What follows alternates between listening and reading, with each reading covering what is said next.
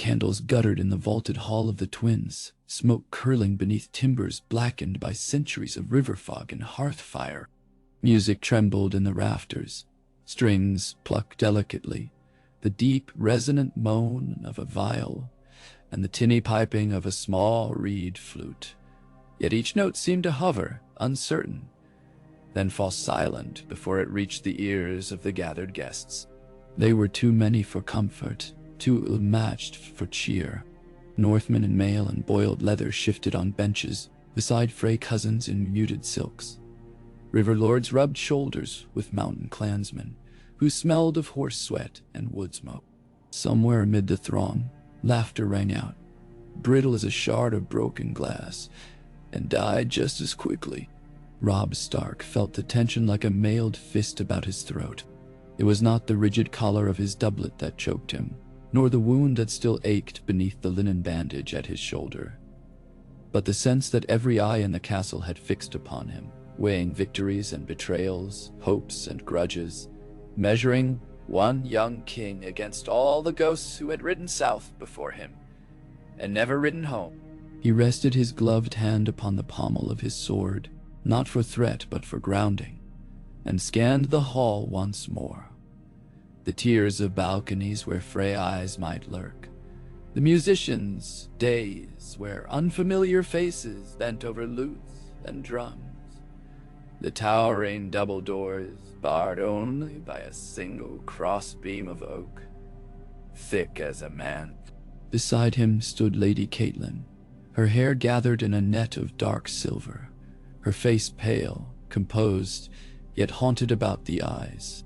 She murmured courtesies to Sir Ryman Frey, to portal daughters and grandsons whose names she repeated like prayers, even as her gaze traveled ceaselessly, searching for the shape of threat in every shifting shadow.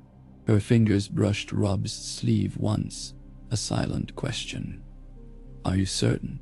And he squeezed them in answer, though certainty was a luxury neither of them possessed tonight. Walder Frey presided over the feast from a dais, scarcely an arm's reach higher than the floor. Yet it might have been a mountain of ice for all the warmth that emanated from him.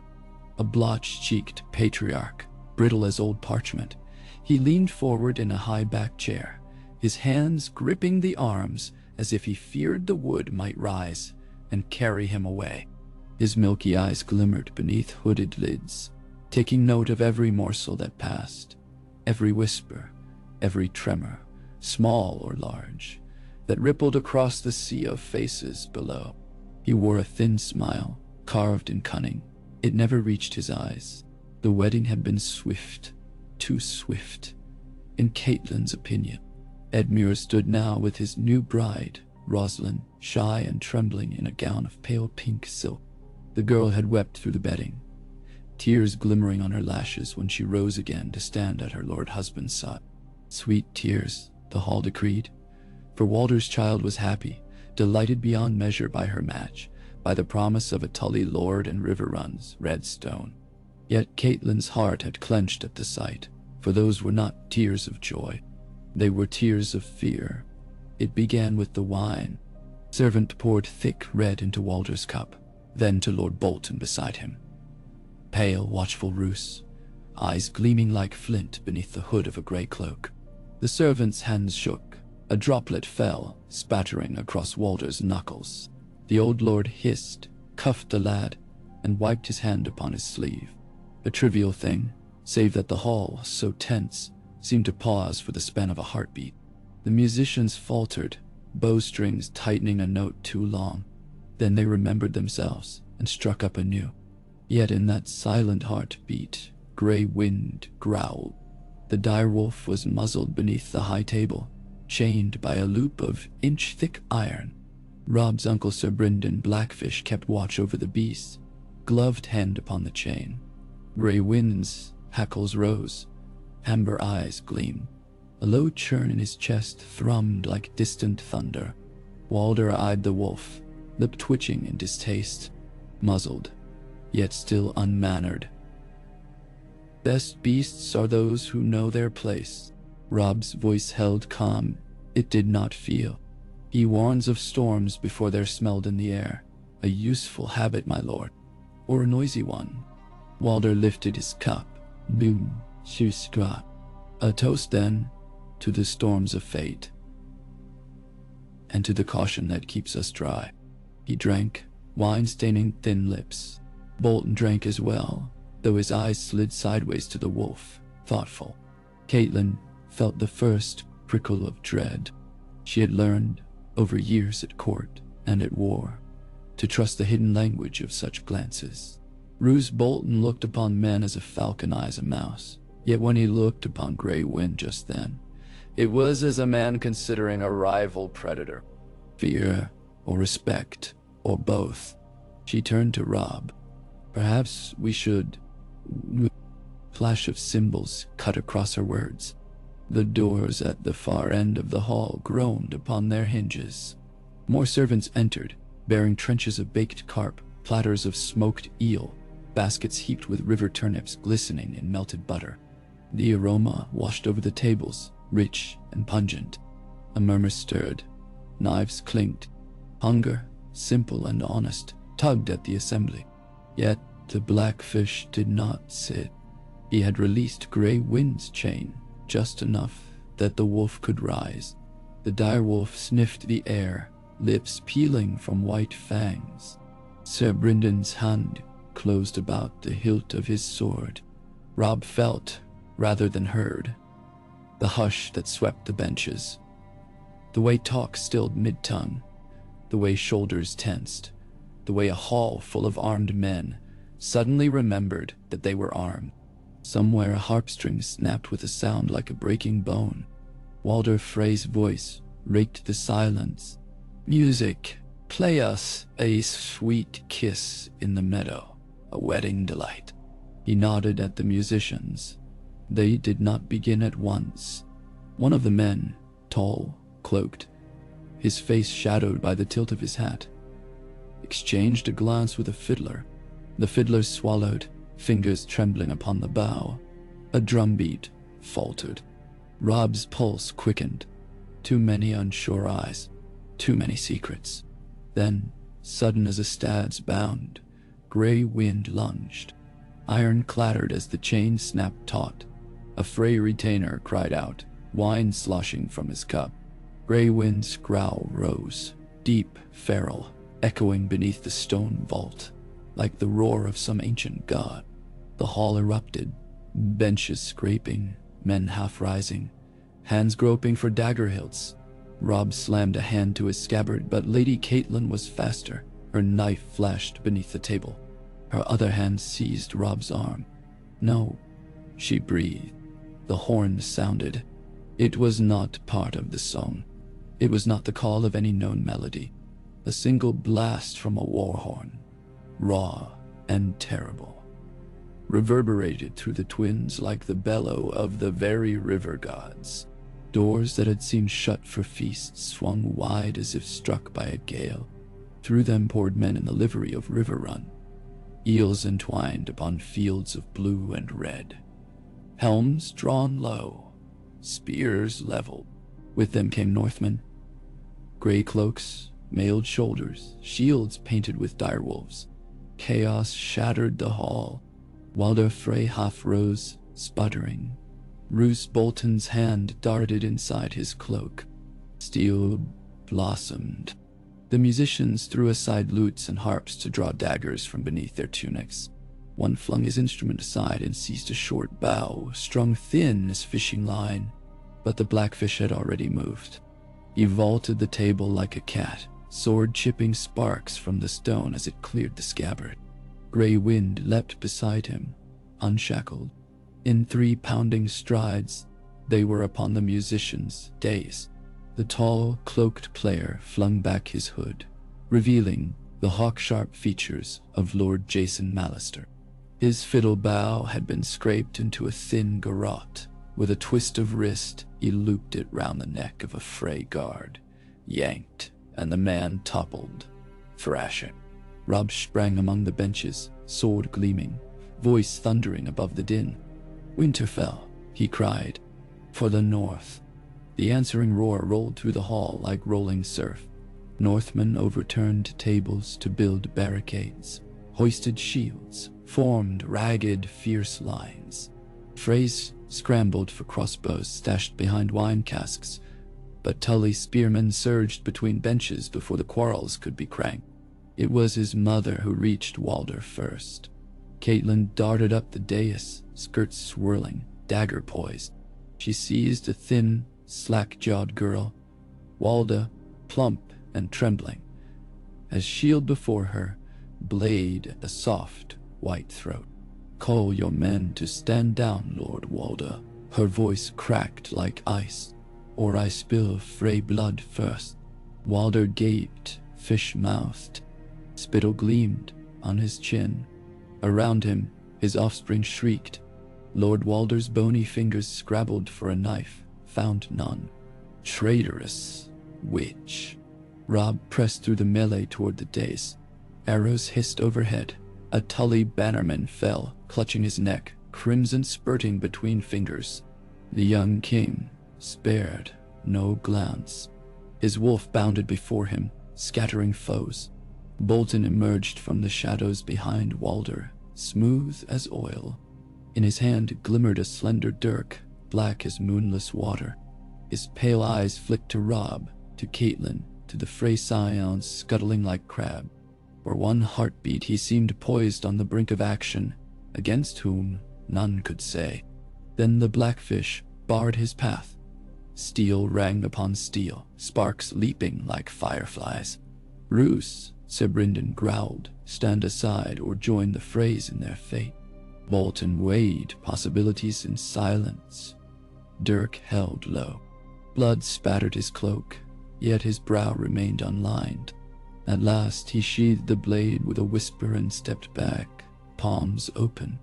"I came to witness a wedding, not a slaughter." Walder Frey found his voice, shrill, thin as reeds in winter. "You dare this in my own hall. You violate guest right." Rob mounted the dais. "You would speak of rights." His sword hovered near Walder's throat, bright as frost. "You sent word to the Lannisters, did you not? Crossbows in the loft, extra casks shipped north from Casterly Rock, and knights sworn to no banner but gold." He pointed to the gallery, where hidden doors now stood ajar, revealing archers bound and gagged. Their crimson cloaks crumpled at their feet. Northmen roared as they dragged the captives into view. "Die!" Walder's eyes bulged. "Lies, all lies." "Enough." Rob's voice softened, dangerous. "Yield. Release every hostage, every bride, every debt bound by fear. Swear fealty to the king in the north here, before your gods and mine, or I let my mother's blade speak for me." Murderbilia. Caitlin's dagger pressed a crescent of blood upon Walder's throat. The girl whimpered, tears fat upon her cheeks. Walder Frey's withered lips trembled. The hall had fallen still around him, broken only by the distant clash of arms, where Frey guard met Northmen in side passages, and by the ragged breathing of the assembled. Lord Walder turned his gaze upon Roose Bolton, as if seeking counsel. Bolton's expression offered none. At length, the old lord sagged. His knees knocked the dais. "I yield," he whispered. "Louder," Caitlin commanded. Walder straightened, his voice querulous but clear. "I, Walder Frey, Lord of the Crossing, yield to Robb Stark, King in the North.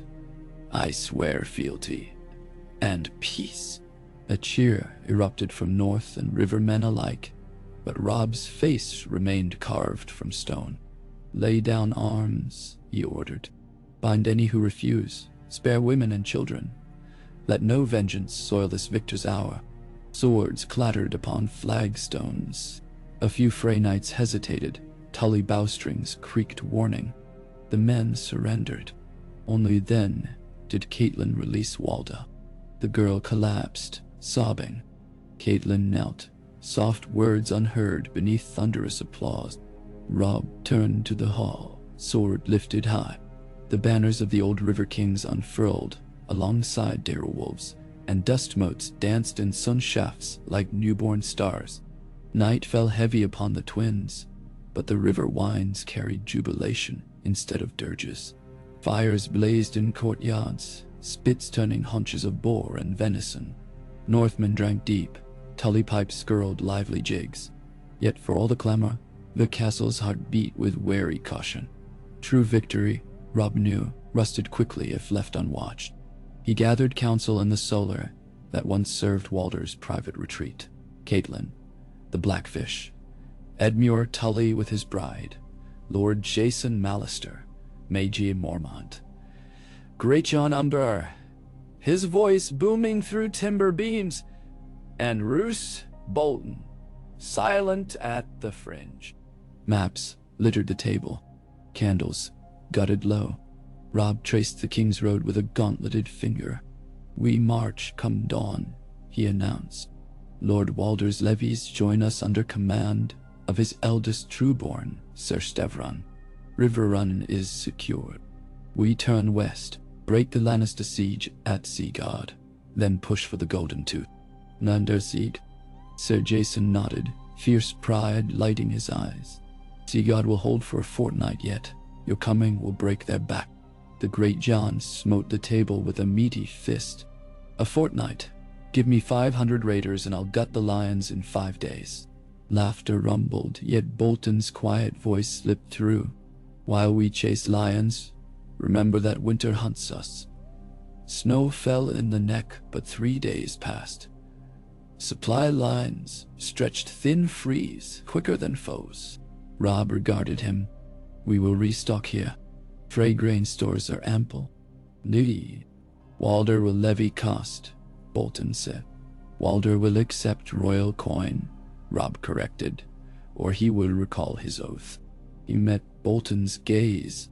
The Lord of the Dreadfort inclined his head, expression unreadable.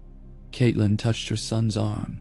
"We have won a battle of trust tonight, but trust is a quarry that flees at the first scent of blood. Treat these lords with open hands." Rob managed a weary smile. "I have my mother to counsel me."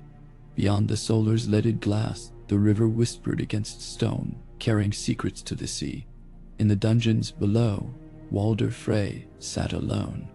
They had not shackled him. Robb Stark was not so foolish as to martyr the man in chains where Frey sympathies might fester, but they had stripped him of retainers, titles, even his chair of carved weirwood.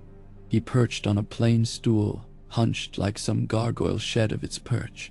Torches flickered, casting spider shadows. Footsteps echoed. A figure emerged. Roose Bolton.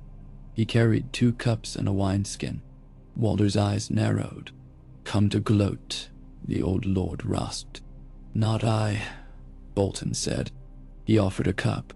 Walder hesitated, then took it. The wine was dark, almost black. "Taste," Bolton urged. "No poison. If I wished you dead, you would drink naught but air." Walder sipped. It was rich, laced with cloves. Tears sprang, unbidden. "Arbor Red," he whispered, "kept for King Joffrey's victory." Bolton seated himself upon an overturned cask. "Victory's flag changes color on the wind. You may still see yours flutter yet."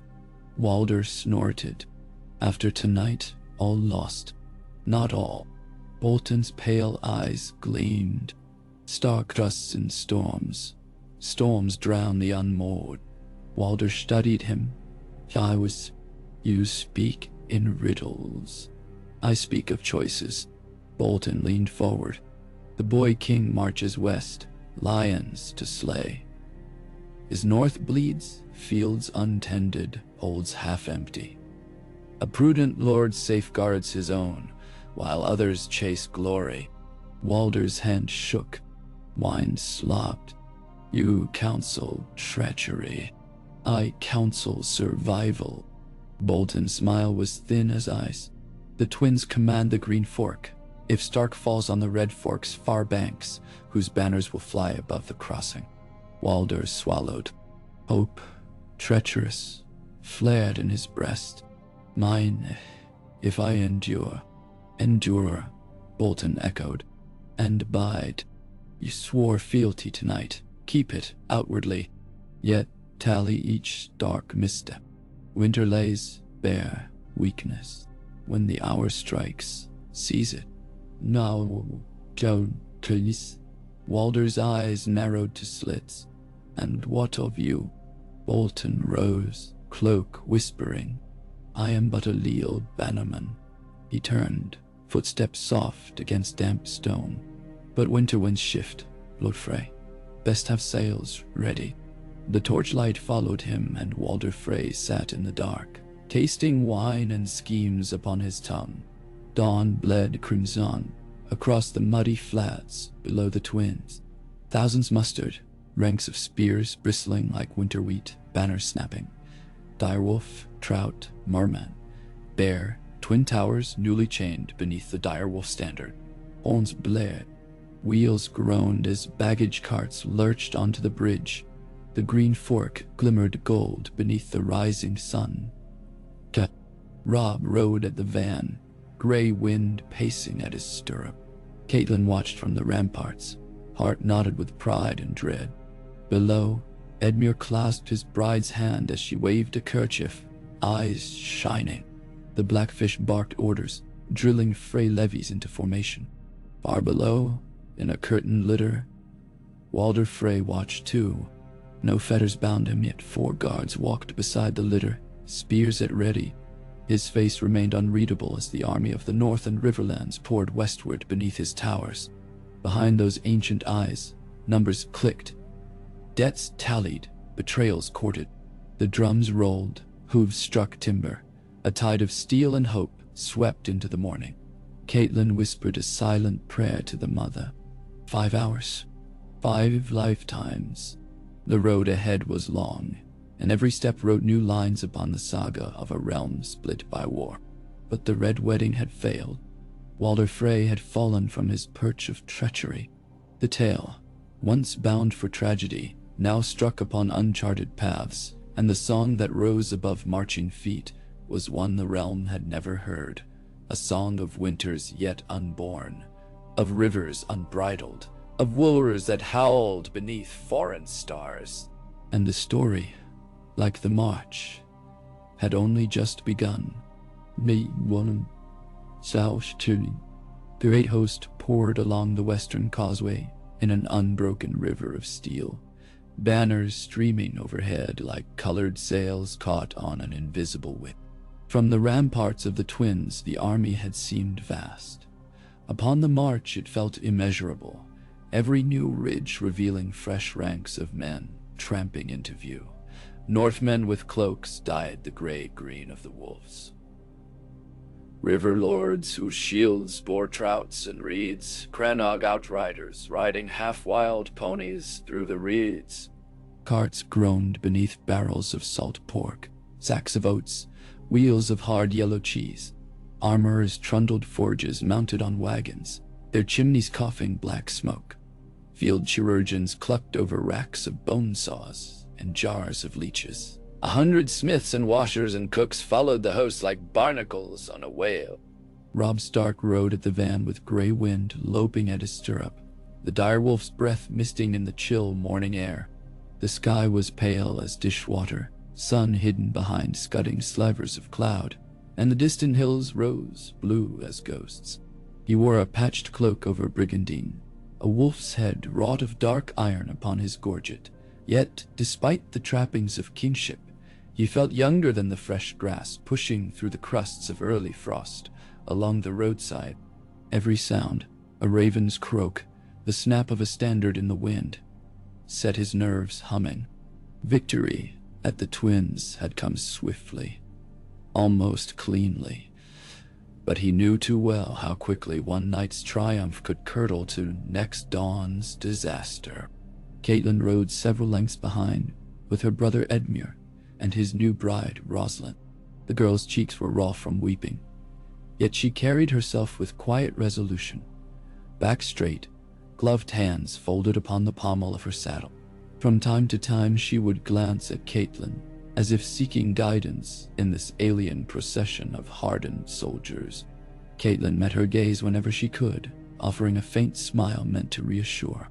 Even as dawn's sheen bloomed upon the river flats, Lady Stark's thoughts remained fixed on the tear that had glimmered upon Rosalind's cheek in the hall.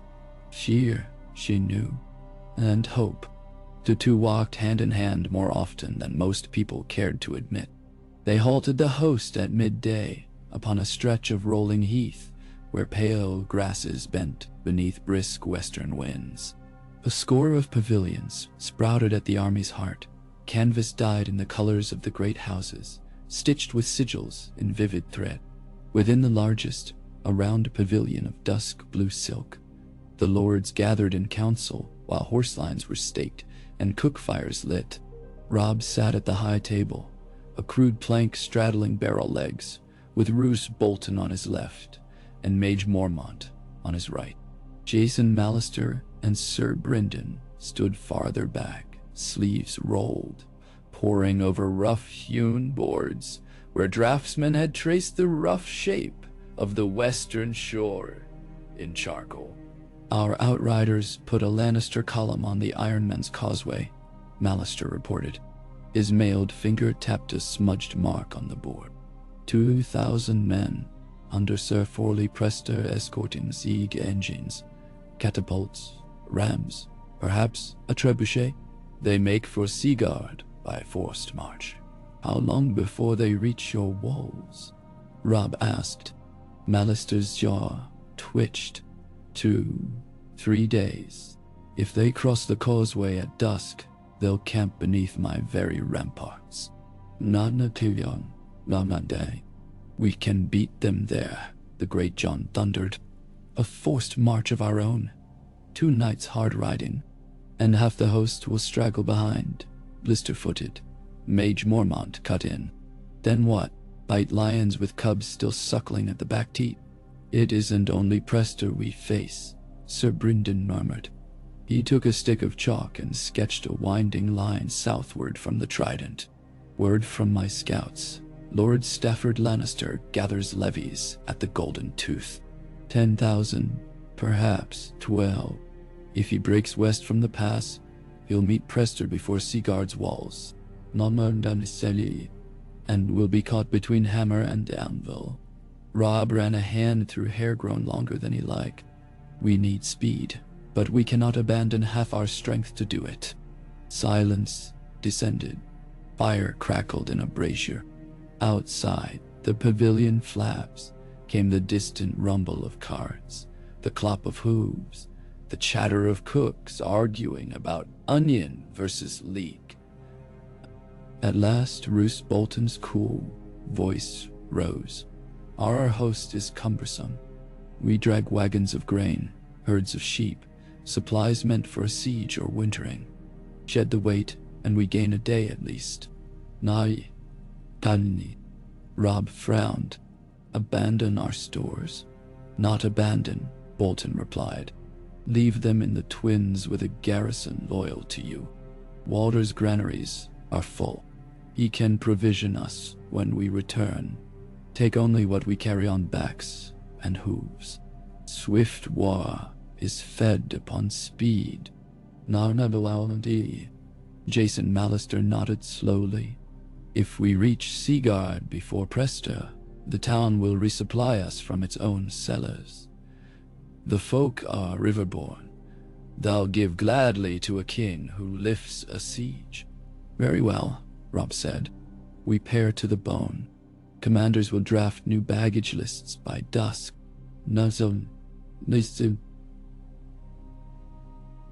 Nishai.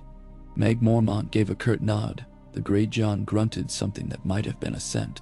Yet Caitlin, standing behind the king's chair, saw Roose Bolton's lips curve by the barest fraction. A smile, a shadow of triumph. She could not be certain. She filed the detail away. When the council dispersed, she caught Bolton by the pavilion flap. But, my lord, a word. He inclined his head, expression bland. They stepped into the pale afternoon sun. A knot of Mormont spearmen drilled nearby, shields thudding in practiced rhythm. Caitlin lowered her voice. King Robb trusts your judgment. I pray his trust is well placed. Bolton's eyes were chips of winter sky. I serve House Stark. She studied him. The breeze lifted the edge of his cloak, revealing flayed man's sigil worked in muted thread upon the lining. I have known men to serve kings with daggers hidden behind smiles, and queens with knives in their prayers, Bolton replied. War forges unlikely alliances. Then, let us hope it does not forge blades too keen for the hands that wield them. Bolton offered a shallow bow and moved off among the tents. Caitlin's gaze followed him until a runner approached with messages from the rear guard.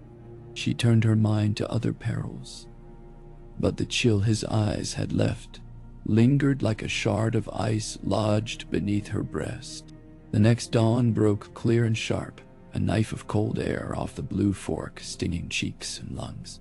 Trumpets blared, drums rattled. The host shook itself awake, tents collapsing in ripples, baggage carts creaking as half their burdens were offloaded into hastily raised storehouses under Frey banners newly sworn to the war. By first lights, glimmer the leaner army wheeled westward, hooves thundering in a cadence that set every heart to racing. Sigurd lay 90 leagues away. Robb knew each league would cost sweat and blood. He rode with his outriders, Karstark light horse, Umbers on shaggy north-bred destriers, Malisters sergeants whose cloaks bore the wings of black seabirds, and pushed them mercilessly. They forded streams swollen by spring thaws and galloped across tracts of heath where gorse tore at tunics. They wound through birchwoods, alive with the chatter of nesting crows. They traversed farms scarred by previous battles, fences scorched, fields sown with broken spears. At every milepost, ravens rose from the shoulders of the road, flapping toward the west. Messages, Robb thought. Prester's scouts telling their lord how swiftly the wolves came on his heels. Or perhaps other eyes watching. Bolton's bastards, Frey cousins still loyal to Walder. Even Lannister spies wearing river cloaks. The realm crawled with eyes. On the second evening, the outriders spied smoke pillars on the horizon, far too tall and black for cook fires. Ser Brynden cantered back from the van, hair plastered by sweat. A mill and 2 farmsteads, he reported. Burned, no bodies left. The wolves had them or they were marched off. Prester? Robb asked. Likely, the lion likes his torches. They made camp in the shell of burned barns, the smell of charred wheat lingering like a funeral shroud. Caitlin walked the perimeter after dusk, speaking with sentries, offering quiet words to men who poked at embers looking for salvaged nails.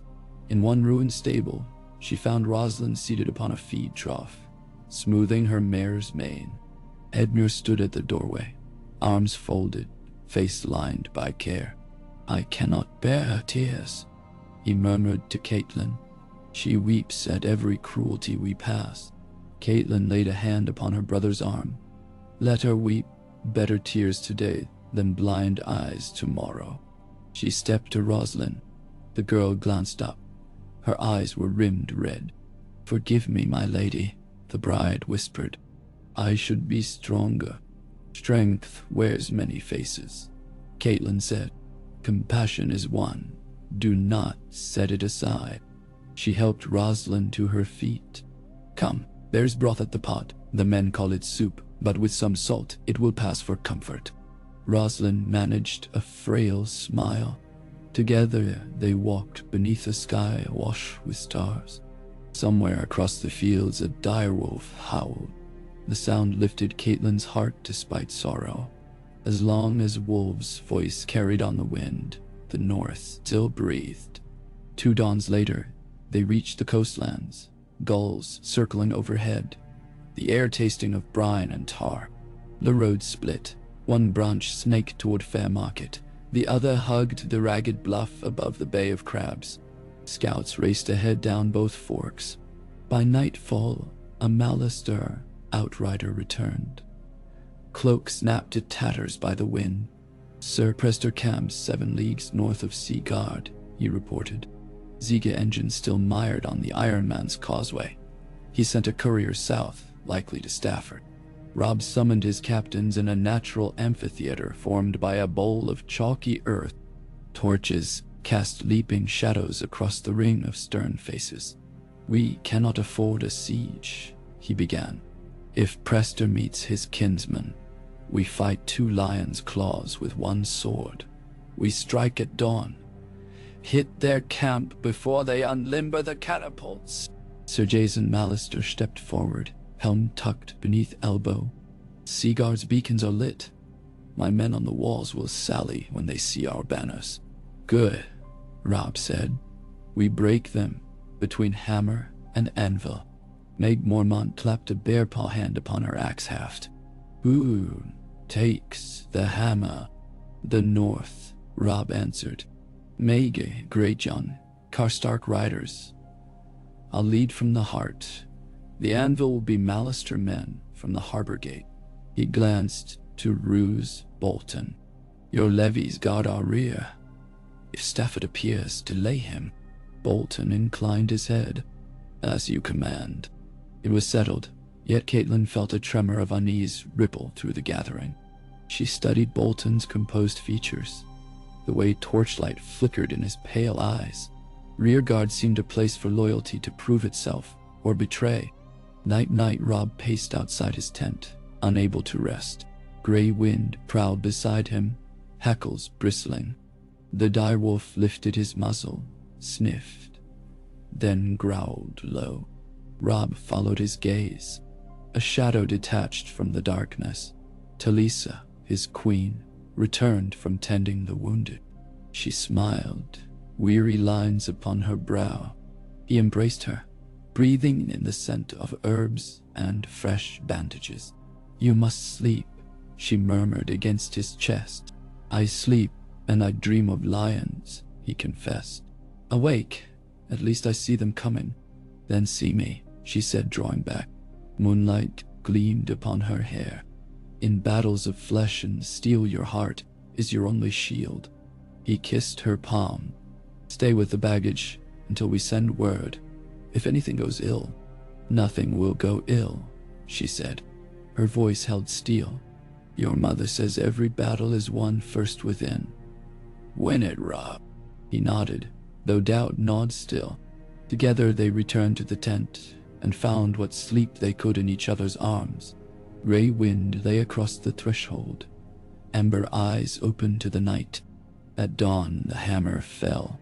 Mist clung to the low marshes as the Northmen advanced in staggered columns, hooves muffled by damp turf. Rob rode with the vanguard, helm closed, breath steaming in the visor slot.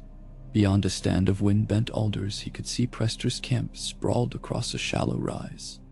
Pickets dozing by cook fires, ox teams cropping sparse grass, siege towers half assembled like skeletons awaiting flesh. A red lion standard drooped above the command tent. He raised his fist. Horns blared.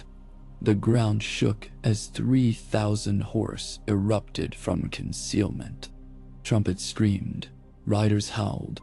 The first pickets died before they knew to scream. Northmen crashed through the outer ring, lances splintering on shields. Karstark swordsmen swept left to roll up a line of startled crossbowmen. Greatjohn's riders thundered straight for the ox teams, cutting traces, sending beasts bawling into the lines. Panic rippled like lightning through tall grass. At Thames Heart, Prester rallied a knot of crimson-cloaked knights. They spurred to meet the wolf head-on, spears couched. Rob dropped his visor and spurred Greywind's namesake, his destrier black as night save for a white forelock. The wedges met with a crash that jolted bone. Rob's lance punched through a lion helm. The shaft snapped. He drew sword, parried a blow that rang to the shoulder. Around him his guard hacked and hewed, direwolf sigils flashing crimson with blood. Suddenly the ground trembled anew. A drumroll of hooves from the south. Mallister banners burst over a rise, silver eagle upon midnight field. They descended like a storm. infantry at their heels. Prester's men turned to face this new threat and found wolves already at their backs. They broke. Rob slashed a fleeing knight across the nape. The man tumbled beneath pounding hooves. A horn sounded retreat. Then another. Shriller, frantic. Chaos consumed order. Within an hour the camp was ash, siege engines aflame. Northmen herded prisoners into pens of overturned wagons. Rob dismounted, helm tucked under arm, cheeks streaked with blood that was not his own. Sir Jason approached, saluting with sword. "My king, Seaguard's gates stand open. They raise your standard." Behind him the walls of the port town shone honeygold in morning light, gulls wheeling above the tower bells. Rob nodded, yet his gaze swept the battlefield. "Where is Lord Bolton?" Sure enough, the rear guard banners appeared on the eastern track, trotting in good order, unbloodied. Bolton rode at their fore, cloak hanging still. He reined up before Rob, dismounted, and knelt. "The field is yours, your grace." His voice was calm, but something unreadable flickered in his eyes. Rob bid him rise, clapped him upon the shoulder. "The realm will remember who stood this day." Bolton inclined his head. "Memory is a fragile thing, yet deeds carve deep." Caitlin arrived then with Sir Brynden, leading ambulances for the wounded. She took stock of the victory with a single sweeping glance. The burning engines, the dead lions, the ragged cheers rising from city walls. Relief softened her features, but worry soon returned. She drew Rob aside. "Stafford has yet to march," she warned. "Prester's courier may still reach him. If we linger here, the hammer falls on us next." Rob exhaled. The clamor of triumph faded. A day to reshoe horses, mend armor, and bury dead. "Make it half a day," Caitlin urged. He gave a grim smile. "You'd drive us like slavers." "I would drive you home," she whispered. He touched her cheek with mailed fingers. "Home lies behind winter and war, but I will see it again." He turned away, voice rising to carry. "Mage Mormont, Great John, rally your banners. We press to the Golden Tooth, come dusk." The lords shouted assent. Yet as Caitlin turned, she caught Roose Bolton watching mother and son. His lips moved as if murmuring a prayer, though no gods Caitlin knew wore such a smile. That evening, Seaguard feasted its liberators upon the quay below its ancient stone tower. Fisherfolk stirred cauldrons of seafood stew rich with crab and mussels. Coopers rolled casks of dark ale, tapped free for every soldier who could lift a mug. Malister sailors strung lanterns from mast to mast, their reflections rippling on the harbor. Children tossed flower petals upon gray wind as he padded through the crowds. The direwolves, headed, held high like some shaggy king accepting tribute. Rob permitted an hour of revelry. Then brass horns cut the air, and captains shouted men to ranks once more. Supplies were loaded, water barrels filled, wounded carted onto litters or left in Seaguard's care. Before the western gate, Rob mounted the half-ruined parapet and addressed the host arrayed below. His voice carried by sea wind. "We march for the Golden Tooth. The lions gather, but they gather in fear.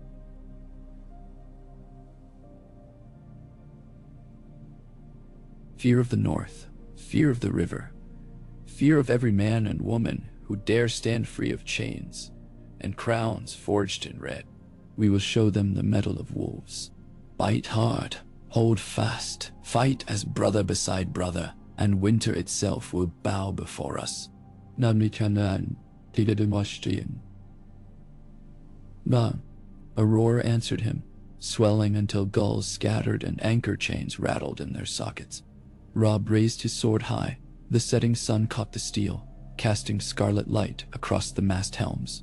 In that moment, even Caitlin felt hope blaze like a bonfire in her chest. Yet hope can cast long shadows. Night cloaked the camp outside Seagard, tents pitched in neat chevrons, watchfires burning low. Most of the hosts slept, exhausted after their forced march and brief triumph. In the Lord's pavilion, Rob conferred with Brynden and Malister. They bent over a newly drawn map, while Talisa dressed a gash upon Rob's forearm. "No word from the twins since we left," Brynden muttered, running a finger along the trident. "I do not like a void where ravens should fly."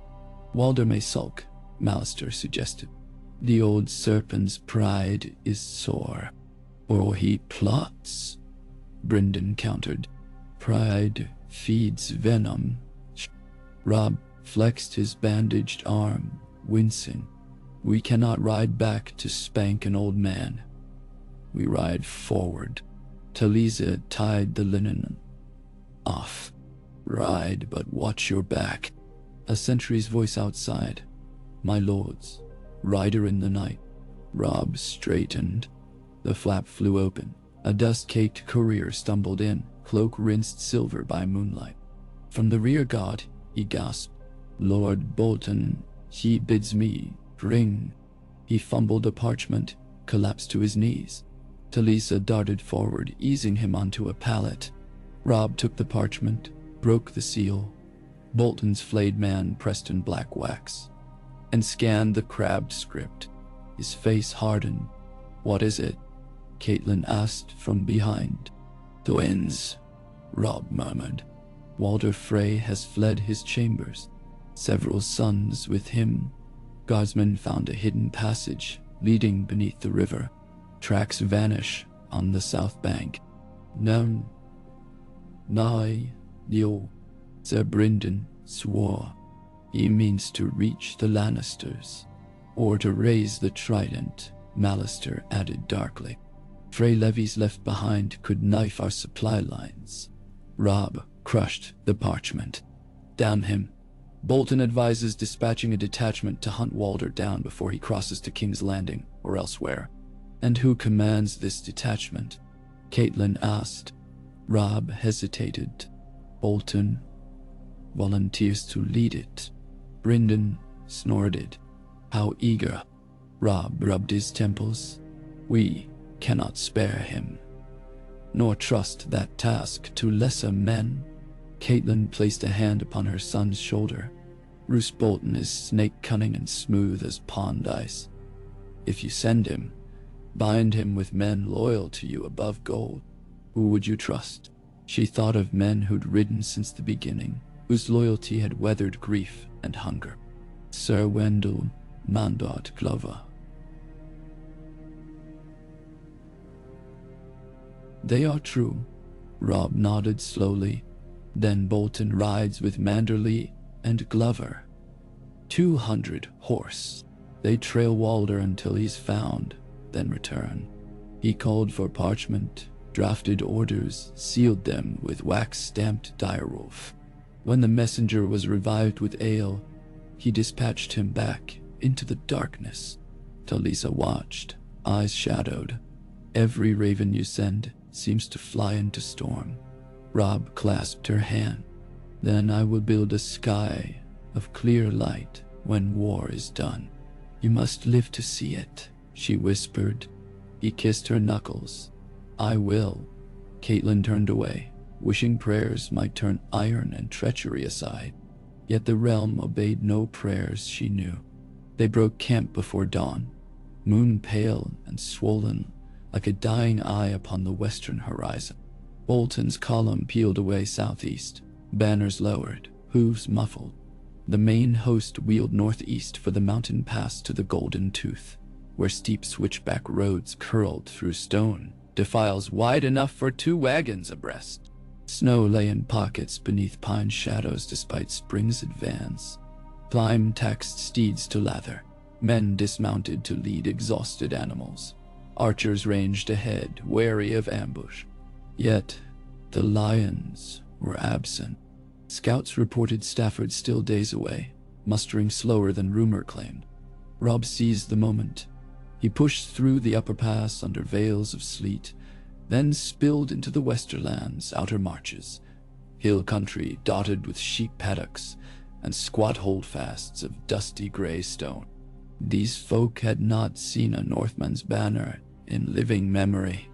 Some knelt at roadside shrines as the host passed, others barred doors and hid behind shutters. On the 5th night after Seaguard, they encamped beside an abandoned quarry, cliffs looming like petrified waves. Fires sparkled along terraces carved by ancient masons. Edmure organized rationing. Meg drilled spear militia, captured from Prester into carrying spare arrows. Talisa and the healers erected a canvas infirmary. Rob convened his captains atop a rocky shelf with a sheer drop overlooking the valley. "We hold here a day," he decreed. "Scouts ride west to gauge Stafford's column. If he crawls still, we strike first, overrun his camp before he knows we've left the hills." Sir Brynden leaned on a spear. "Ha, bold. The war rewards bold," Rob said. "We can march straight to Lannisport if the tooth falls. But if Stafford has more than we reckon, we could be caught in open ground." Meg scratched her jaw. "Teeth bite both ways. Then we fight with the ground we choose." Rob knelt, drawing lines in dust. Ridges, streams, gullies choked with scree. "We lure him into this basin, force him to deploy piecemeal." Arguments rippled, but eventually all nodded. They broke to rest. Moonrise saw Caitlin walking the quarry rim. The night was clear, clouds torn ragged across a sky thick with stars. She paused when she saw the silhouette of a tall man standing on a lower ledge, staring westward. Lord Jason Mallister joined her steps. "He fears for Talisa," Catelyn said quietly. Mallister followed her gaze to Rob. "A man who lays the fate of kingdoms on one love invites ruin or salvation," Caitlin replied. "I once followed a love south. It forged me in fire." Mallister gave a thoughtful hum. "Then pray the fire tempers your son's steel rather than melts it." Below, Rob turned, as though sensing observation. He raised a hand in greeting. Caitlin waved back, heart aching with pride and dread alike. The scout returned at dawn, horse foaming, eyes wild. Rob met him amid his still lacing guard. "Speak." "Stafford marches tomorrow at dawn, my king," the rider rasped. 10,000 heavy foot, 2,000 knights. "But," he gulped air, "Sir Kevin rides with them, and Sir Ilyn Payne." A hush fell upon the tent. The king's justice, Caitlin knew, rode seldom to war without the king himself. "Tywin?" she whispered. The rider shook his head. "No banners of the hand, but I saw red cloaks quartered with gold. Old Craigholt, Baneford, many lords. A true host. Ni madame." Rob's jaw set. "If Payne rides, Joffrey hunts heads, and Tywin's coin buys the hunt." Sir Brynden unsheathed a dagger, tapped its point against table wood. "We cannot overthrow such force in open ground." "We need not," Rob said slowly. He glanced at the map, finger tracing northward. "We slip round them, take the gold road east to Ashmark, then strike the Lannister mines. If we burn their silver and gold, what coin will pay the swords?" Jason Mallister let out a low whistle. "Cut the purse strings from under them. It leaves Stafford unchallenged," Mage warned. "Let him march," Rob countered. "He'll find empty fields. By the time he wheels to chase, will be ghosts." The lords debated long. At last, consensus formed. A raid, swift and deep, rather than pitched battle. Rob ordered the host to break camp by second bell. Caitlin lingered. "Will you not send word to Bolton?" "I will," Rob said, voice weary. "Though ravens can be shot from sky." She laid a hand over his. "I trust your heart, Rob, but trust your head more. Winter comes. Nemandesiri. He squeezed her fingers. So does hope. They parted there upon the ledge. Far below, men raised standards to snapping heights. Wolves, trouts, and bears flew side by side in the sharp dawn wind. In her heart, Caitlin prayed that the wind might carry them all the way to peace. That night, as the host threaded through a forest of towering firs, lit by slivers of moonlight, Rob rode with his vanguard. The road narrowed, hemmed by steep mossy banks. It was near midnight when Grey Wind halted, ears pricked. A low growl rumbled from his throat. "What is it?" Rob whispered. An arrow hissed from the darkness. Grey Wind sprang aside. The shaft grazed Rob's pauldron, clanging off mail. A second arrow struck his shield. Shouts erupted, figures darting among trees, cloaks the color of night. Rob glimpsed the red tower of Frey stitched on one attacker's sleeve before the man vanished into undergrowth. "Ambush!" Rob cried. Horns sounded. Torches flared. Steel clashed in the gloom as Frey renegades flung themselves upon the column's head. Yet the wolves were ready. Karstark guards formed shield walls. Umbers drove foes back with long-hafted axes. Rob spurred into the fray, Grey Wind leaping ahead. Direwolf tore a bowman from his perch, crimson spraying upon snow-dusted bracken. In the swirl of torch and moonlight, Rob saw a slender figure stabbing upward at his horse's flank. Walder Rivers, the bastard of Frey Crossing. Rob parried, slashed, felt steel bite flesh. Rivers stumbled, clutching a wound that spurted dark. He laughed through blood. The old weasel sends his regard. Rob rose in the stirrups, blade descending. The bastard's laugh ended in a gurgle. Moments later, the renegades fled into night, leaving a dozen dead behind. Rob scanned the dark, heart hammering. Caitlin rode up, hair wild beneath her hood. "Rob, are you hurt?" Scratch. He touched the dented pauldron.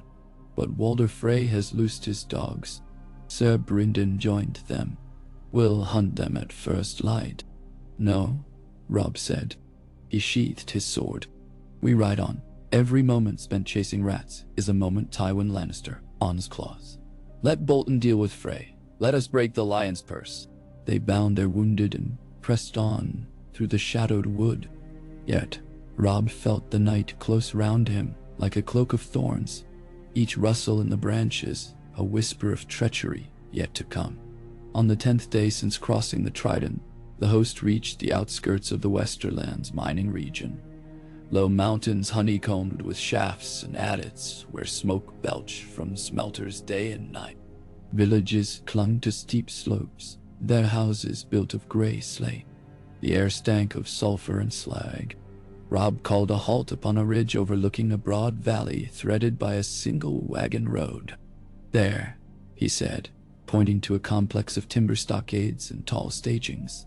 "Silver Hill, the largest mint outside Lannisport." Sir Brynden surveyed the valley.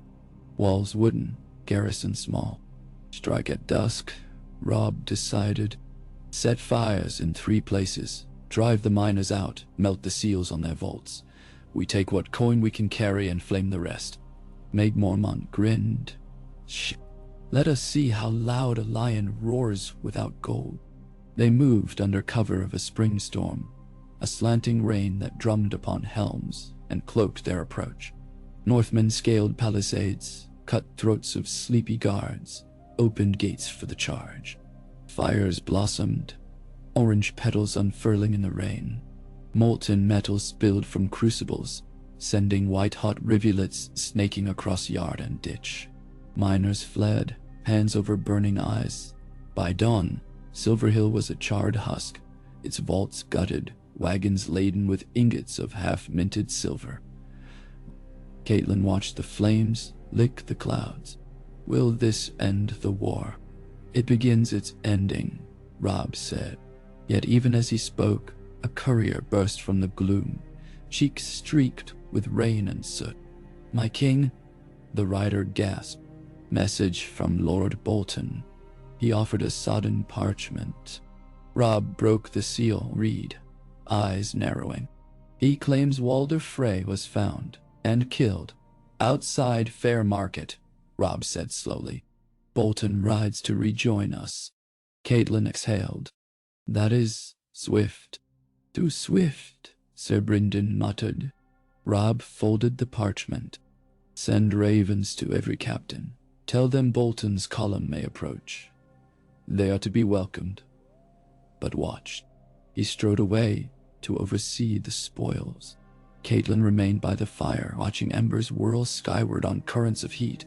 Rain hissed upon her cloak, yet could not quench the blaze, nor could it wash away the uneasy whisper in her mind. Trust, but watch. Love, but guard. War forges unlikely alliances, and shatters likely ones. Above the valley, thunder rumbled, rolling across jagged peaks, like distant drums of war. The Red Wedding had failed, and Walder Frey had fallen, yet pieces scattered by that collapse still tumbled in the dark. The game was far from done, and somewhere beyond the glow of burning silver, winter walked abroad, silent and pitiless, awaiting its due. Human.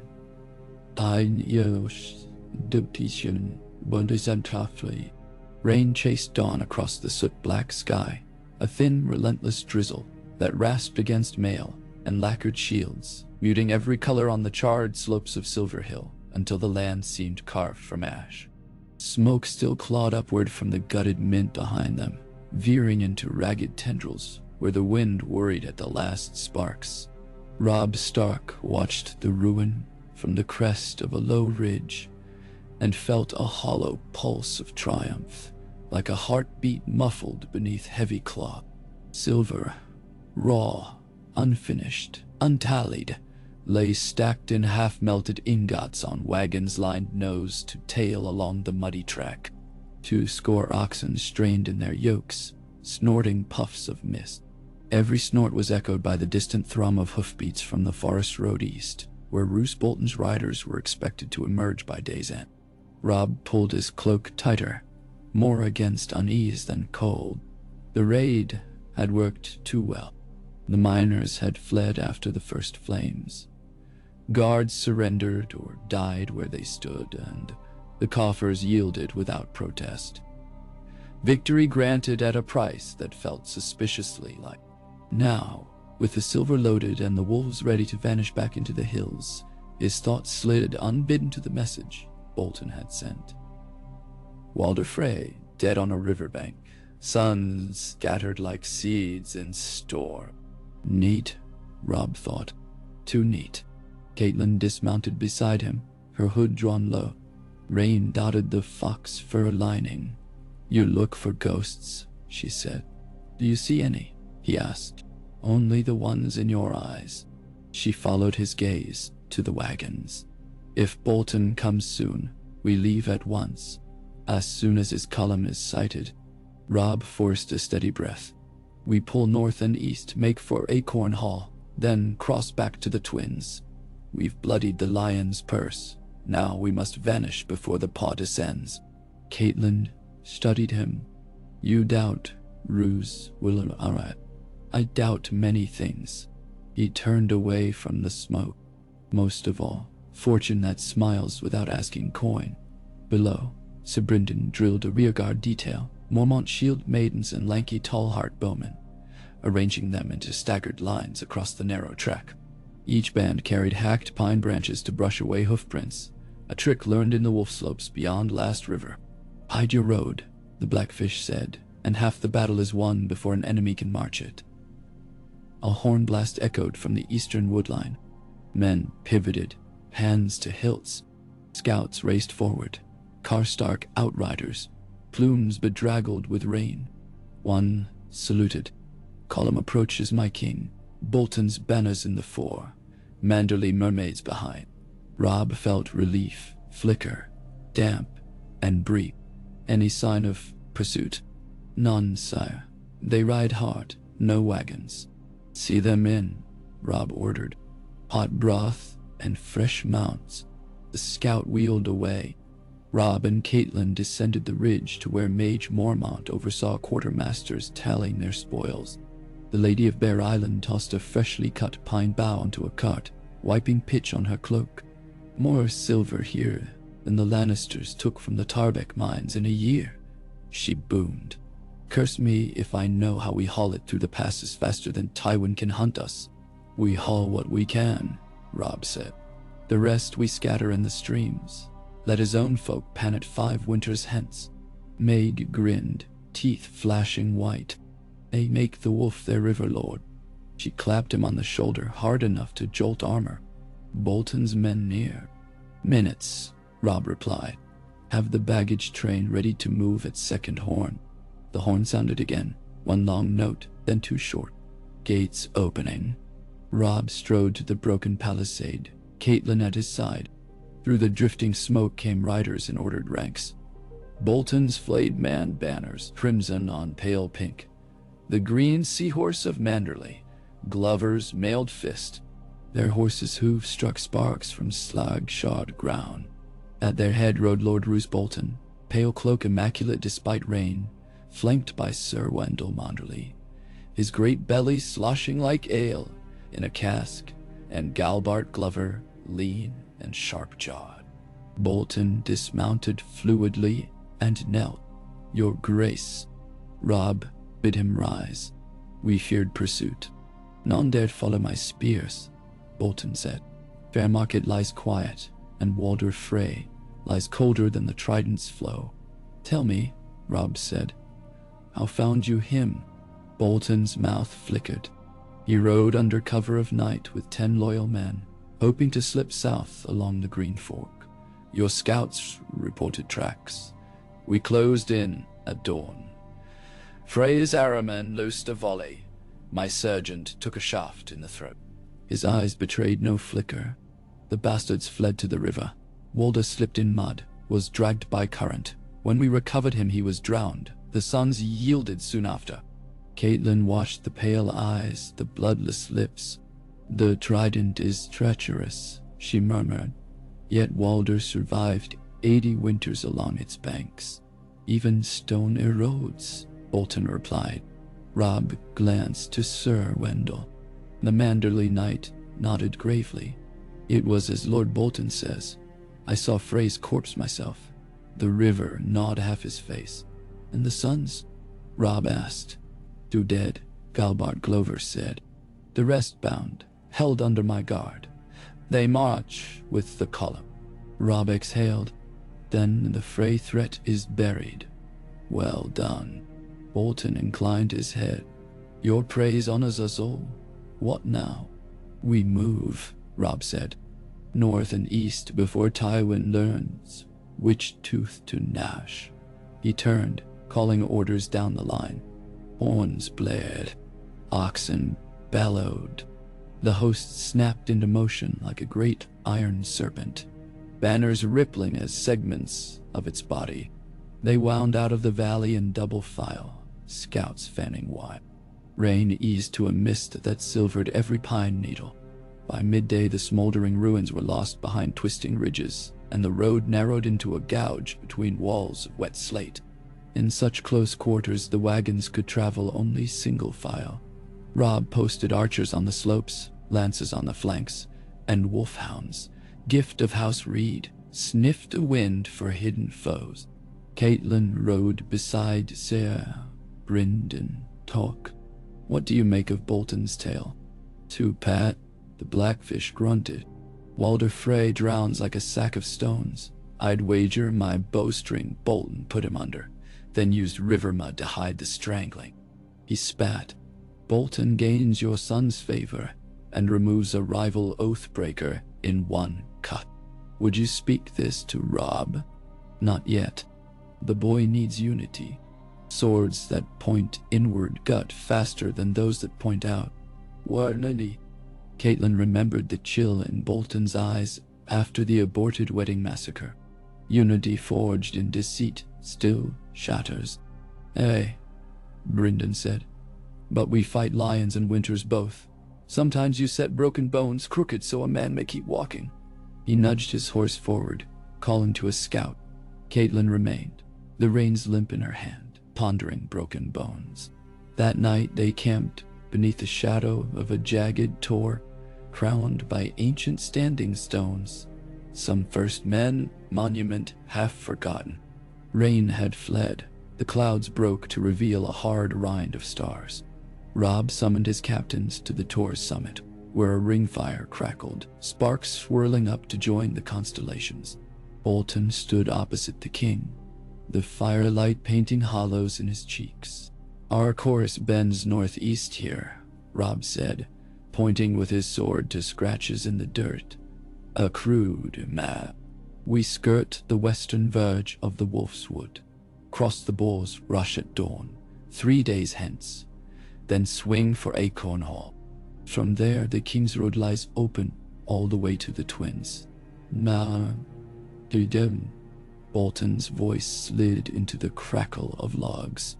"You abandon the spoils of Silver Hill?" "Ah," Rob answered. "We carry what we must to spite the Lannisters. The rest we bury where they'll choke on the digging." Bolton's gaze flicked to the stacked ingots at the perimeter of the fire's glow. "Silver wins wars. So do men fed and clothed," Mage Mormont rumbled. "These bars weigh more than bread." "A careful balance," Bolton murmured. "Let us hope you have measured the scales true." Rob sheathed his sword.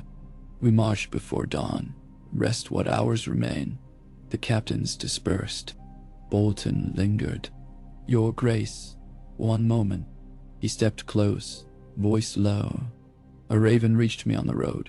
From my castellan at the Dreadfort, wildlings cross the wall in greater numbers. My lands bleed raiders." Rob frowned. "Which gate?" "Shadow Tower, perhaps. Hard to say. Rumors only.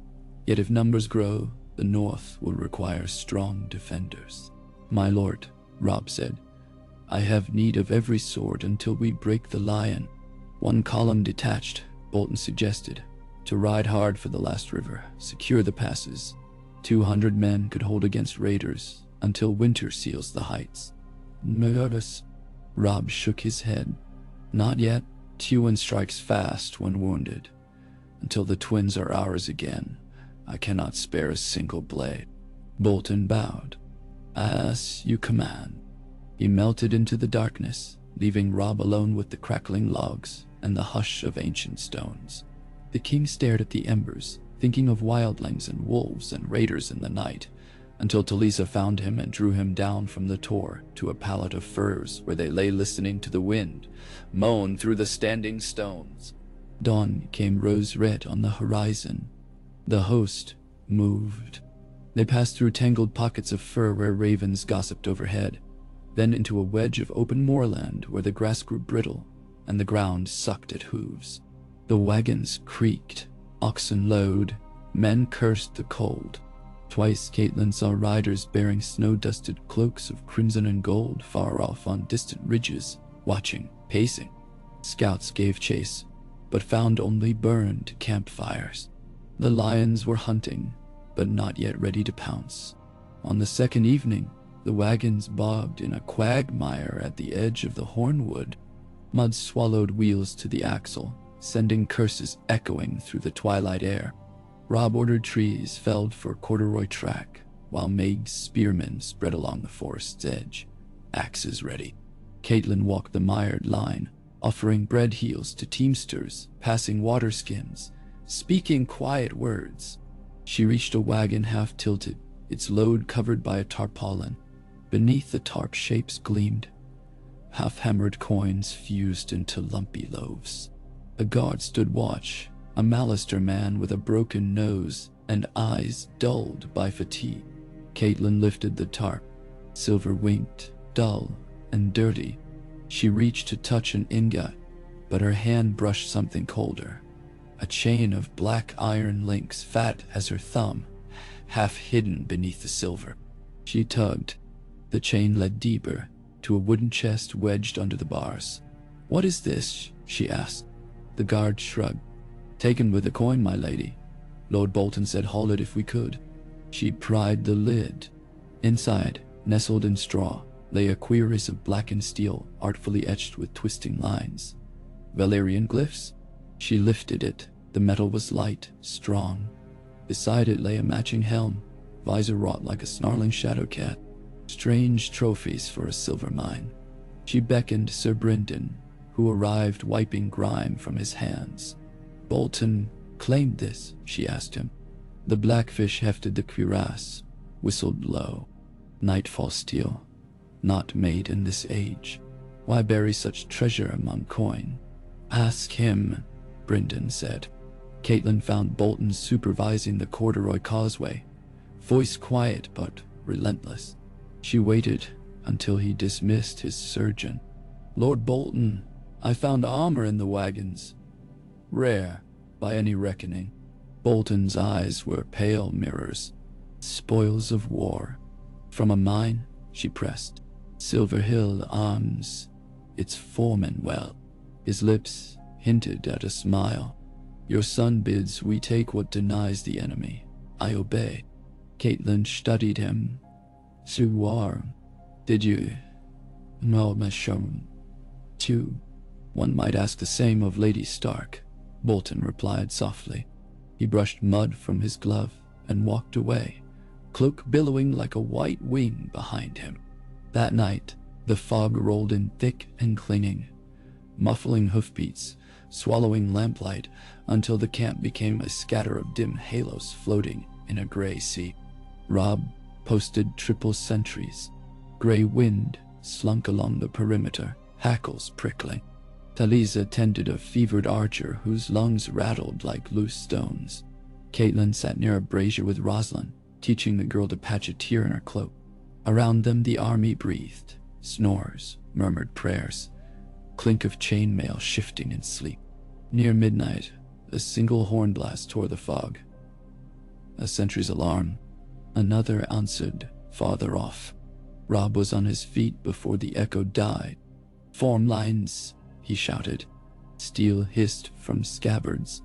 Archers scrambled for bows, but no arrows flew. Instead, a horse galloped out of the mist. Rider slumped over the mane. The animal skidded to its knees before the king's tent, throwing the man in a spray of mud. Robb and Caitlin bent over him. His jerkin bore the gray branch of blackwood. Blood bubbled from a deep cut in his side. Your Grace, the man panted.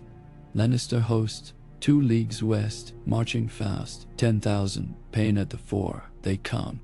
Which road? Robb asked. Non, T. The rider coughed blood. They move through the wood, cutting new trail to take you in flank. Robb pressed cloth to the wound. Rest, you've done your duty.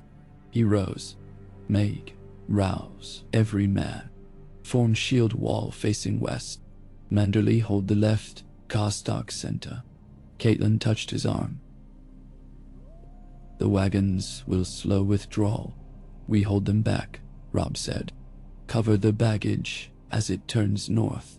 The Great John thundered up, half-armored, sword bare. Let me smash their van. Give me 500 heavy horse. I'll break them before they form. Do it, Robb said. He turned to Sir Brynden. You escort the Silver North with Lady Mage. Take Talisa and the wounded. And you? Caitlin demanded. I hold the line. He met her eyes. If we break, all is lost. Bolton emerged from the gloom, pale as a ghost. Your Grace, deploy my men on the right. My archers know this ground. Very well, Robb said. He clasped Bolton's forearm. Hold until relief comes. Bolton's grip was cool. We will not fail. The army surged into motion, torches bobbing as men found ranks. Thunder of hooves to the south signaled the Great John's sortie. In the fog the sound swelled, receded, and rose in a roar of clashing steel. Caitlin heard shouts, deep voices, screams shrill and cut short, the terrible trumpeting of a war horn blown by dying lungs. The fog pulsed with ghostly lights, where torches swung in frantic arcs. Minutes stretched like hours. Rob paced behind the shield wall, gray wind snarling. Arrows hissed out of the murk. One thudded into a shield. Another struck a Karstark spearman in the throat. He toppled, blood fontaining. The Northmen braced, shields overlapping. Somewhere ahead a drum boomed, the lion's cadence. Figures emerged, vague, advancing. Lannister's spears glittered. Darge broke against the wall with a clash that shook marrow. Robb hewed a lion helm, shield rim crumpling under axe. Grey wind tore a man's arm free in a spray of scarlet. The fog turned red. Waves crashed, first, second, third, each repelled but at cost.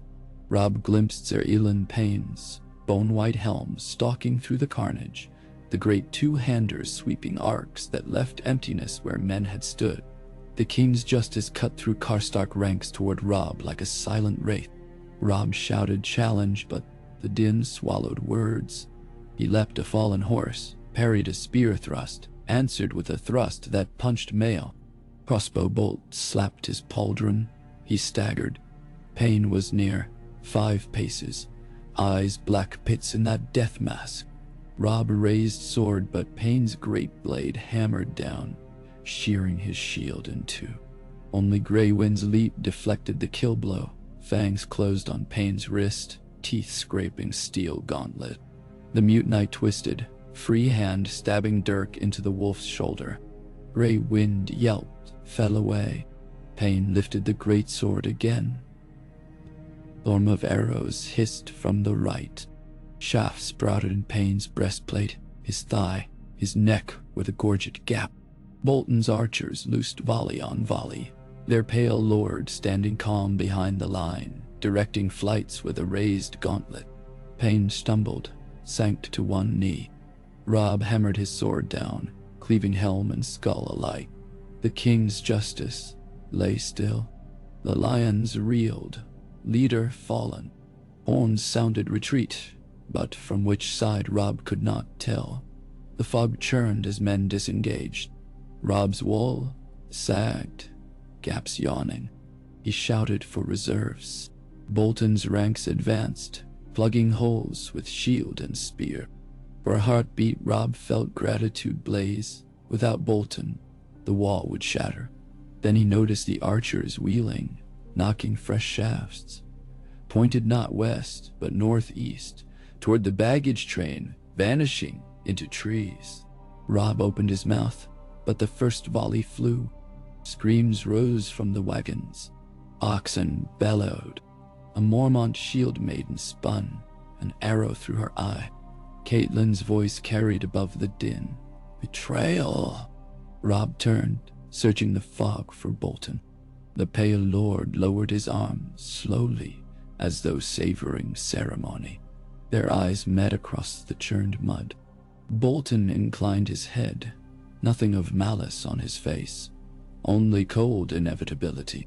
Roars erupted from the left as fresh troops charged, sigils of Gold Tooth and Crakehall, red and gold, not hindered by fog now, but guided by it. They crashed into the weakened flank, where Bolton's men stepped aside to give passage. Northmen fell in clumps, hacked down before weapons rose. Robb felt the world narrow to a tunnel of soundless fury. He bellowed for the guard, carving toward Bolton. But hordes interposed, Frey men, risen from within the ranks, knives flashing. One slashed Grey Wind again. Another hamstrung Robb's destroyer. He pitched into mud, rolled clear, found his feet. Bolton's voice cut through. Yield and your mother lives. Robb froze. Caitlyn stood atop a bent wagon, Rosalind behind her, Sir Brynden before, fighting 3 men at once. Arrows bristled from the wagon's side. Manderly knights battled frantically, outnumbered, and Bolton's riders surged round like a tide swallowing sand. Robb raised his sword. Order them back. Bolton rode forward, unhurried. No blood marked his pristine mail. I did what war demands, he said. Your cause is lost. Stark dead, North sundered, silver spent. Yield and I spare those left. Spare? Robb spat blood. You murdered under guest right, then under oath, now under fog. Bolton sighed, as one pained by incivility. Then die, and see what wind speaks over your corpse. He flicked his reins, but before his horse obeyed, a horn blared. Deep, resonant, rolling across treetops like thunder on stone. A second joined, then a third. From the eastern ridge poured riders swathed in night cloaks, axes high. The flayed man banners beside them bore not Bolton's sigil, but a weeping maiden crowned with pine, Lady Mage Mormont's personal guard. Behind them thundered great war axes on chainmail, as tall pine's banners whipped in sudden gale. Meg herself rode at their head, face a snarl carved from granite. They slammed into Bolton's right, scattering archers. Swords rang, flesh rent. Meg's axe split a Bolton rider from collar to sternum. She roared Robb's name. The Northman, caught in pincer, felt hope flood back, answering with cries that shook the fog. Caitlin leapt from the wagon, seized a discarded spear, and drove it through the neck of a Frey who climbed after her. Sir Brynden, bleeding from a slash across the brow, hewed another down and shouted for Tully men to rally.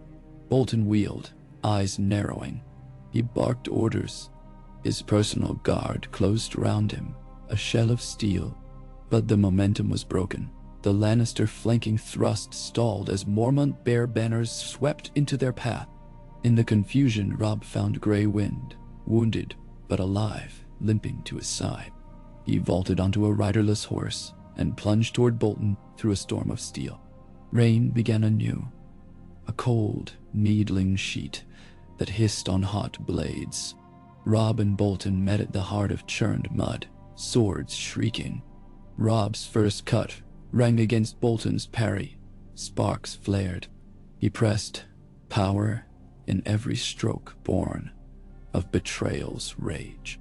Bolton yielded ground, but met each blow with economical flicks, waiting, watching. Robb aimed at shoulder. Bolton twisted, aimed at thigh. Bolton turned. An arrow whistled past Robb's ear. Bolton's men closed to aid their lord, but Grey Wind tore one from the saddle, another. The circle tightened to 2 men and 1 wolf within a din of dying. Bolton's sword slipped under Robb's guard, slicing forearm. Pain flared. Bolton stepped in, elbow driving to Robb's jaw. Stars burst. Robb stumbled, vision swimming. Bolton drew his dirk, the black blade rumored to be ice-forged. Thrust for Robb's ribs. Grey Wind lunged, took the blow, meant for his master. The dirk buried to hilt in flank. The wolf howled, jaws snapping. Bolton cursed, wrenched free. Robb's sword came up in desperate arc, catching Bolton's gauntlet, severing 2 fingers. At last emotion cracked the pale mask. Bolton hissed, face twisted. Robb raised blade for killing stroke, but a Frey arrow struck his shoulder from behind, piercing mail. Robb sagged. Bolton kicked him to the mud. "End this." Bolton snarled to his archers. 4 arrows flew. Grey Wind leapt, shielding Robb. Arrows thudding into dark fur. The dire wolf collapsed, breath rasping. Robb crawled to him, heedless of arrows that struck the ground like iron rain. A horn blast sounded again, this time from the north. Across the bog tumbled a new banner. Mermen on white, crowned by trident. Sir Wyman Manderley's heavy horse thundered downhill, trampling archers. Behind them marched pikemen of house reed, nets and frog spears gleaming. The battlefield, once Bolton's conspiracy, shattered under fresh northern fury. Lannister lines broke first. Frey men turned second, dropping weapons to flee. Bolton backed his horse, blood sluicing from mangled hand. He scanned the field, saw too many foes. too few friends. With a curt gesture, he whistled. His surviving riders spurred southeast, abandoning foot. Meg roared pursuit, but bog and dark, slow chase. Bolton vanished into rain and fog. Rob's vision blurred. He pressed hands to Grey Wind's wounds, felt hot blood slick fingers. The direwolf's eyes met his, golden and dimming. A shudder ran through the beast. Breath ceased. The sound escaped Rob's throat, a sound none had heard from him since boyhood, raw as winter wind. Caitlin knelt, cradling his head as he clutched the still form. Around them the field fell silent, save for groans of wounded and sputter of torches in rain. Sir Brynden planted a Tully banner upright in mud. Meg strode back, axe dripping, face streaked with gore. Bolton fled, she growled. We cut him where we could, not enough. Rob lifted his face. Rain washed tears and blood alike. See the wounded tended, he rasped. He touched Grey Wind's fur. We burn the dead, give ashes to wind. Caitlin stroked his hair. My son. He rose, swaying, helped by Brynden. Pain scorched shoulder and arm. Blood soaked his sleeve. This ends now, he said. Lannister, Frey, Bolton, whoever stands between North and peace falls beneath this blade. He pointed south where dawn's pallor just kissed the clouds. Gather what silver remains. We march for River Run. The River Lords must see what treachery breeds when wolves leave home to starve. Meg nodded. One river flows north. North, Rob echoed. He looked upon Grey Wind one last time, then turned from the corpse as if closing a door on a part of himself forever. Light pyres, he commanded. Then we march. 2 days passed under skies as blank as hammered tin. The host limped northeast, numbers thinned, spirits bruised but unbroken. Rob rode at the van, arm bound, fever hovering behind his eyes. Caitlin kept watch, Talisa dosing him with willow bark and dogwood tea between council and command. Sir Brynden scouted ahead with reed swamp scouts, wary for Bolton's trail. None found sign. Bolton had blurred his tracks among fleeing lions and Freys, melted into the patchwork territories where no lord held absolute sway. At sunset of the second day they reached the Boar's Rush, flooded and swift with meltwater. The temporary bridge Spicer carpenters erected swayed under wagons, but held. Northmen stood guard breast deep in chill current, forming human pilings. When the last cart rattled across, Rob ordered the span burn. Flames leapt, reflecting in the torrent below like shattered stars. Caitlin watched the bridge collapse, timbers carried off. She imagined Bolton's riders arriving to find blackened stumps, imagined rage behind those cool eyes. On the far bank, a weirwood grove waited, its pale faces mottled by moss. The septon traveling with the hosts suggested a prayer of thanks. Men gathered, some to the old gods, others simply for comfort of voices united in something beyond bloodshed. Rob knelt before a heart tree scarred by ages. Wind whispered through crimson leaves. No vision came, only the sense of roots delving deep, unmoved by mortal strife. When prayers ended, Rob stood. He faced the gathered ranks, fewer than when they'd set fire to Silverhill, yet still an army. We have felt the knife of betrayal, he said, voice hoarse but clear. We have endured loss, and we endure still. Bolton's crime will be judged, Frey Perfidy answered. But first we must bind shield to shield again. The North will not splinter. We ride for River Run to summon every oath still unbroken. Then we return to our home, whatever road it costs. Hushed murmurs rippled through the throng. Grief, anger, but also a spark of fierce resolve. Meg Mormont raised her axe. Mormont stands with the king. So does Glover, Galbart said, voice raw from battle. Manderley too, Sir Wyman wheezed, puffing behind his breastplate. And we'll bake Frey pie for every table come winter. Laughter, strained but real, bubbled from the men. In that moment, unity rekindled like ember coaxed to flame. Caitlin stepped to Rob's side, slipped her hand into his. He squeezed gently, eyes shadowed by pain and determination. Dawn's first light touched their faces through bloody leaves, painting them in hues of fire and promise. Beyond the burnt bridge, miles south across forest and fen, Roose Bolton reined his horse in a glade where dead leaves muffled hoofbeats. A handful of riders gathered, Frey's sons bruised and bound. A score of Dreadfort men, blood-spattered and grim. Bolton sent the Freys under guard, deeper into shadow, then produced a small parchment. He wrote by moonlight, ink black as his mood. To Lord Tywin Lannister, Hand of the King, Warden of the West. The wolf yet lives, though maimed. The dire wolf is slain. The north bleeds, but is not broken. Our stratagem miscarried by intervention of bear and merman banners unforeseen. I require reinforcements and your lordship's swift counsel. In return I renew my pledge. For the north and the crossing, I will deliver King Robb, Stark dead or in chains. Sent said Davin with 500 picked riders to Old Stones by the next moon, where the badge indicated in my prior raven. Bolton sprinkled sand, folded and sealed with flayed man, bleeding black wax. He handed it to his steward. Ride swift. Trust no gatehouse not bearing a lion. The steward vanished. Bolton stared up through bare branches at a sliver of stormlit sky. The game had grown perilous, yet peril refined as surely as fire. He flexed the bandaged hand where 2 fingers were gone. Pain preached clarity. What? Stark had grown into a wolf of iron, but every wolf bled.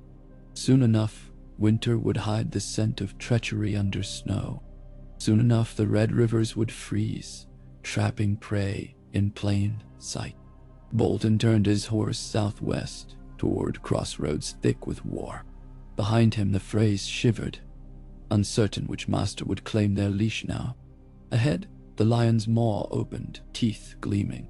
Bolton rode on, eyes pale as moonlit ice, heart beating time to the silent drum of calculated doom.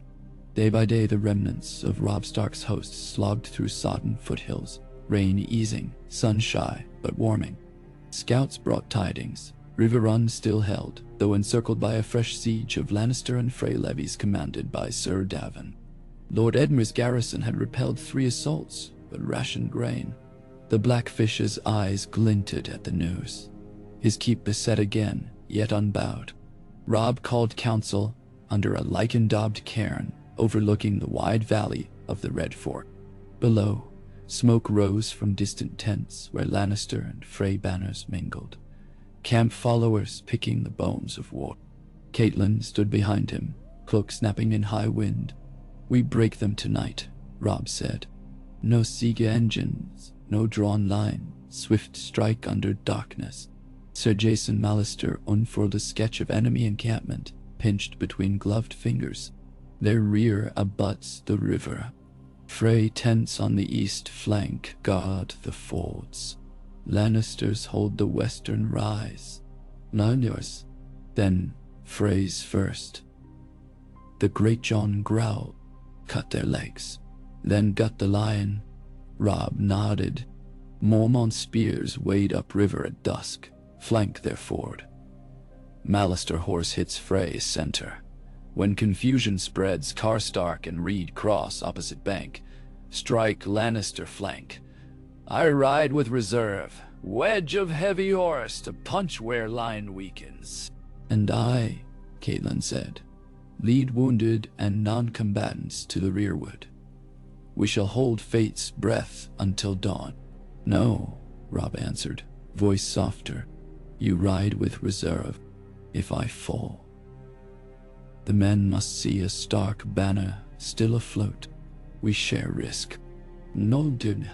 Caitlin wanted to refuse, but the memory of Grey Wind's body, of arrows black against rain, stilled her protest. At last she nodded. Sunset draped the valley in bands of red and gold. Men blackened shields with river mud, quenched torches. Horns sounded thrice. They moved. The Frey sentries on the ford never saw the first wave. Mormont spears clad in riverweed, faces streaked green, until axes rose from waist-deep water, cleaving through mail. A hiss of steel, a wet scream, then silence swallowed by river roar. Tents collapsed under sudden assault, poles hacked, canvas blazing where pitchpots were hurled. Half-dressed men staggered from sleep into knives and spears. The Frey flank folded like cloth. From the north Malister heavy horse thundered, hooves churning sod. They broke through pickets, trampled lines of half-formed spears. Frey banners tumbled. Men fled toward the Lannister wing seeking succor, carrying panic like plague. Sir Davin Lannister rallied quickly, forming shield walls along a low ridge. Crossbows snapped at shadows. Reed archers answered with barbed shafts tipped in bog poison that sent men spinning in convulsions. The Lannister flank held, until Karstark riders burst from fog, wheeling along the crest, slashing into flank. The shield wall bent, cracked. At the center, dimly lit by rising half-moon, Robb raised his sword. Reserve surged forward. Manderly, Tallheart, Northbourne riders clad in wolf pelts. They rammed the breach between splintering Frey and buckling Lannister lines. Steel met steel in a cacophony. Robb's arm burned, but he fought on. Each stroke a memory of betrayal carved into flesh of foes. Behind him rode Catelyn with the king's banner, direwolf snarling against night. Men who glimpsed it shouted themselves hoarse. By midnight, the ridge was theirs. Freys broke in full rout, throwing down arms. Lannister pockets fought on grimly, then surrendered as their banners were hewn and torches ringed them. Robb dismounted on blood-soaked earth, found Sir Davin bound, helm dented. The Lion Lord glared but said nothing. Robb turned toward River Run's moonlit towers. A horn answered. It moors. Gates groaned inward. Tully riders trotted forth, cheering, to join kin long parted. Catelyn watched tears glisten on her brother's dirt-streaked cheeks as he embraced his king. Atop the ridge pyres were lit for the fallen. Flames licked crimson into dawn's pale sky. Robb stood with his mother, letting the heat-scorched battle sweat from their faces. "We won," she whispered. "A battle," he said. "The war still coils. But tonight," she said, "hope breathes." He nodded, yet looked beyond pyres to smoky horizons where shadows gathered. Bolton's treachery, Lannister gold, winter's chill. All lay ahead, yet he felt a steadiness he had not known since the twins. A sense of path chosen, blood-lit, but clear. In the quiet between crackle of flames, a raven cried, black against rose sky. It wheeled once and vanished westward. Catelyn took it as omen of tidings yet unseen. Robb wrapped his cloak around her shoulders. Together, they watched night yield to dawn, and dawn to day, as banners of trout and direwolf unfurled side by side on the breeze, unmarred, unbroken. Far to the south, in the marble quiet of the Hand Solar at King's Landing, Tywin Lannister read Roose Bolton's letter by the glow of 2 candles. His jaw tightened at each line. Sir Kevan stood opposite, helm tucked beneath arm, eyes wary. Eofa's chains where once he promised a knife. Tywin said at last. He set the parchment down. "Bolton's failure bleeds my coffers and his. Yet he still has knives," Kevan observed. Tywin considered the flicker of flame on wax-sealed missives strewn across the table. Reports of burned mines, dead coiners, deserter Freys. "So do we," he murmured. His gaze drifted to the Valyrian steel greatsword hanging above the hearth, ice stripped from Ned Stark. And steel, unlike men, does not betray. He unfurled a fresh sheet, dipped quill. Roose Bolton is an edge yet sharp, but an edge must serve the hand that wields it, not cut it. We send Davin, yes, but with him Black Walder Frey, hungry for vengeance. Let the two vipers watch each other. If one stings the wolf, the other way Stark bleeds. Either way, Stark bleeds. Tywin wrote, waxed, and sealed. He handed one letter to Kevin, for Sir Davin, Shuri, Tonji, another to Lord Frey, what remains of him, and this. He lifted a final parchment, unsealed, message blank, to be filled when Stark's head rolls, not before. Noish, nay, Gunjali Dash, that boy. He rose, hands clasped behind back, eyes cold as coin. Dawn pried at the shutters. Tywin swept them open, letting harsh light fill the solar. The game changes, he said, but the board remains mine.